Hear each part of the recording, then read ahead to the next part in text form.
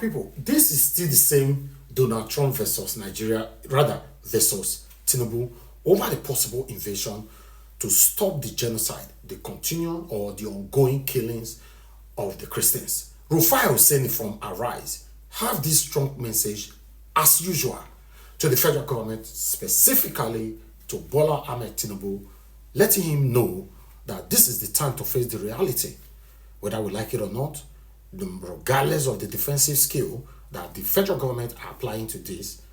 The Christians have been massacred for the past years in Nigeria. I would like us to listen to what Rufai Oseni have to say alongside with his colleagues. Then we take it from here. This is NAIJA Watch Media. Join us every day, 7 p.m. Nigerian time. Let's continue to talk about the things that's affected you and I. Let's watch this. This morning, I was woken up with a message. Somebody sent me a message, and I'll see if I can read it on the air, if I get the chance to read it on the air, so that a lot of Nigerians see what I go through sometimes and why I scream and why I shout. Excellente. Rufai, they have kidnapped a vicar of one of the Anglican churches, Venerable Archie and his wife, and a young girl. They're asking for a ransom of 600 million naira. Evil people. And there's a poster, Diocese of Kaduna, Venerable Edwin Archie and his wife, Mrs. Sarah Archie, were kidnapped in the early hours 28th of October. In fact, this is a prayer alert they sent. You see, I want Nigeria to work. I'm a patriot to the core.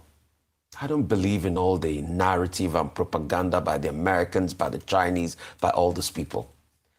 Yesterday, I talked about the greatness of this country when we put out 15 billion to fight, to liberate our ECOWAS countries.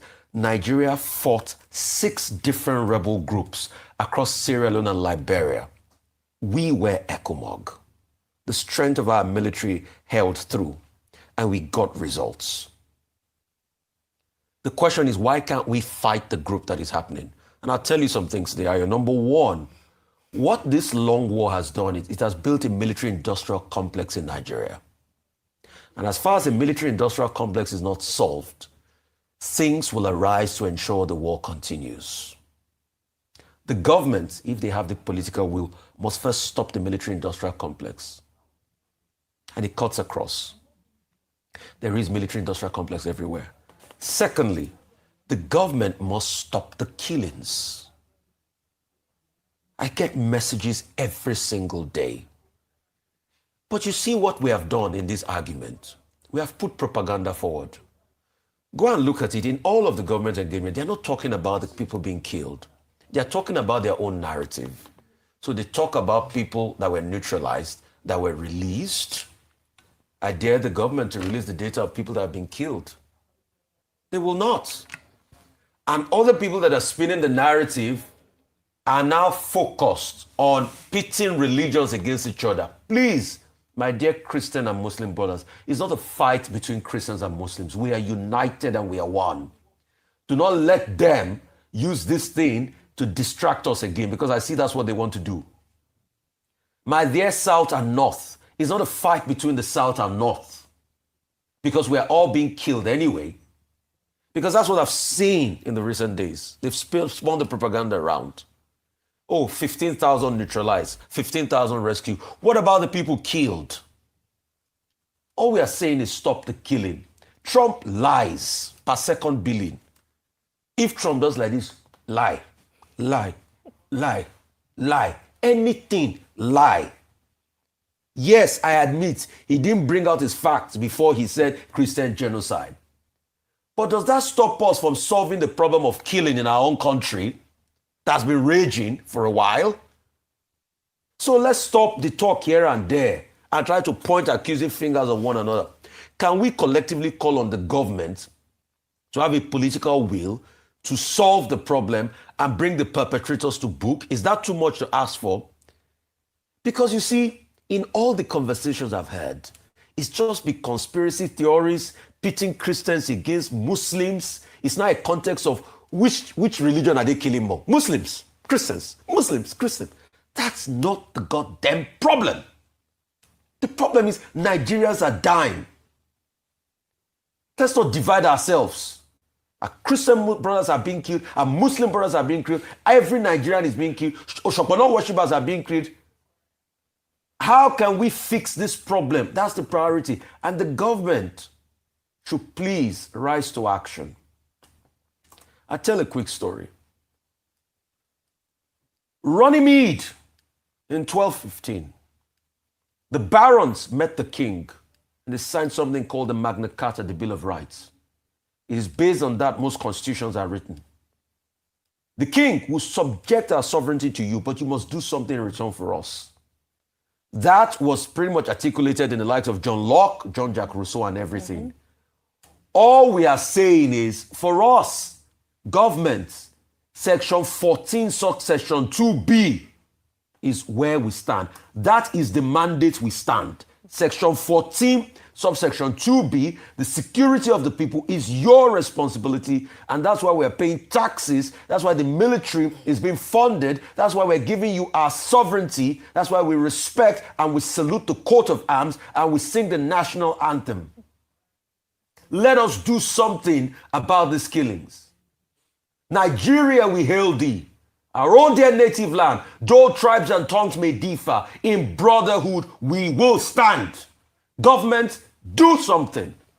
All right, that's been the call on this table, and for many quarters since this news broke, around the best response to Donald Trump's claim and Nigeria being designated as a country of particular concern, being that we fix the problem rather than trying to make it look better. Of course, the job of the government in trying to manage diplomatically is to ensure that they're able to put Nigeria in the best of light, saying that the claims are false, there's no genocide against Christians in Nigeria. They say the president himself is moderate, is married to a woman who is a pastor, and while he was governor in Lagos State, he regularly had engagements with people of different faiths, religious leaders in the state.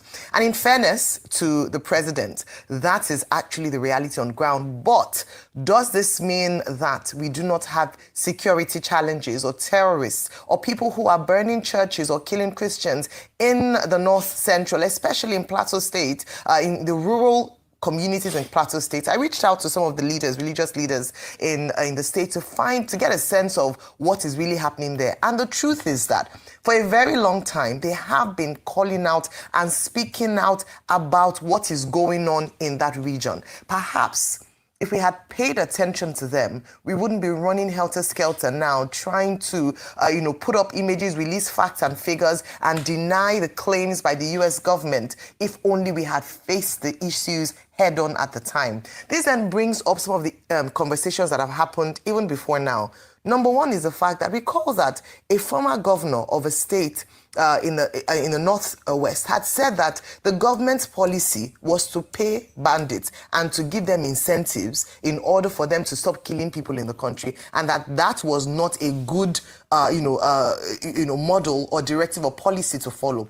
Even though the Office of the National Security Advisor came out to debunk that story, but it then brings an opportunity for us to discuss what is the strategy of this government to address the incessant terrorism acts of banditry, kidnapping in the country.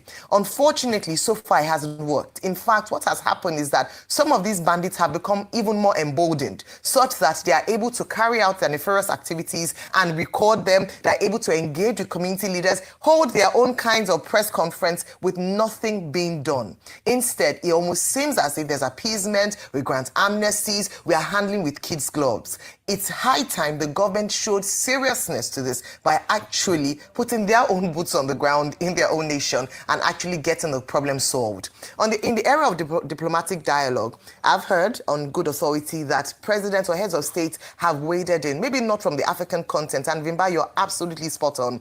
And I think more than just before us not working together in unity is the fact that nobody wants America's attention on them right now. They just want to be in the good books of America, and that even opens up a different conversation around Pan-Africanism, around Africa getting itself together so that we can begin to have a voice when it comes to global discourse, that we can begin to have a voice as a continent and not defer to the West all the time. Every time a country is, has a problem with the Western nation, it becomes a bit isolated. Everyone looks away. But then we talk tough when it's amongst ourselves. So it's high time we actually started to, speak on behalf of one another. I don't think South Africa has said anything yet, since this has happened. I'm talking about the powerhouses on the African continent. I don't think Egypt has said anything, at the moment. ECOWAS has said something. ECOWAS has said something. Okay, well, Nigeria is part of ECOWAS, so it's still our region bloc. But I mean, it's still something. But in terms of standing together, may there be a time when the African continent can speak with one voice against the Western superpower. Until we get to that point, we'll continue to,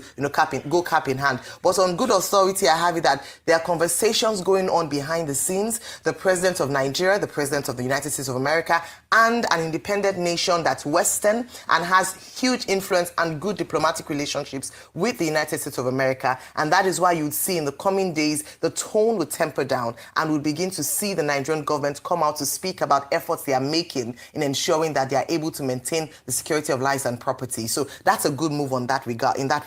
But I think beyond diplomatic conversations, or in addition to diplomatic conversations, would be the Nigerian life. What happens to the Nigerian people? May we use this as a good opportunity to finally fix the challenges that both Christians and Muslims are facing, and in particular the Christians who have come out to speak up. The real truth is that whether I talk about Bokos, Mangu local government area, they talk about this, back in Ladi, we report issues of Christians, churches being burnt, and it is high time that something is done about it. No one deserves to die for their faith. According to the Constitution as guaranteed, it is important that we're able to uphold religious freedom, and it should not just be a talk shop or the fact that I'm married to a pastor. That should be the conversation around that. It should be what is the reality of Christians and Muslims living in Nigeria, and ensuring that they are able to exercise and follow their faith without any fear of an attack. I think that is the most important thing for us as Nigerians. It's not enough to just keep to present a good front on the international scene, but actually to fix the problem. That is the best response, and I continue to maintain that.